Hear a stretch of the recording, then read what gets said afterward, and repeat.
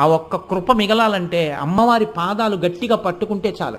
ఒక్కొక్కసారి భగవంతుని చేష్టితం ఎలా ఉంటుందంటే పైకి చాలా కష్టంలా కనపడుతుంది, కానీ ఆవిడ కష్ట రూపంలో చిన్న కష్టం ఇచ్చి పెద్ద సుఖాన్ని ఇస్తుంది. మనకి తెలియదు ఆ విషయాలు. పరమాచార్య మాటల్లోనే చెప్పాలంటే, నేను ఎలాగో ఇవాళ పరమాచార్య ప్రసక్తి తెచ్చాను కాబట్టి ఆయన మాటల్లోనే చెప్పవలసి వస్తే మీకు ఒక మాట చెప్తాను. వెనకటికి ఉప్పు వ్యాపారం చేసేవాళ్ళు గాడిదల మీద ఉప్పు బస్తాలు వేసుకుని ఊళ్ళోకి తీసుకెళ్ళి అమ్మేవారు.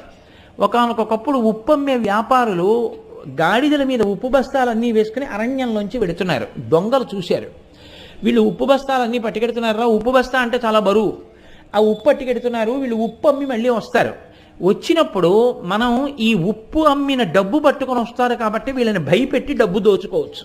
కాబట్టి ఇవాళ వెడుతున్నారు కాబట్టి ఓ 2 రోజుల్లో ఉప్పు అమ్ముకొని వస్తారు, మనం ఇక్కడ హాయిగా మాట వేసి కూర్చుంటే సరిపోతుందని కూర్చున్నారు.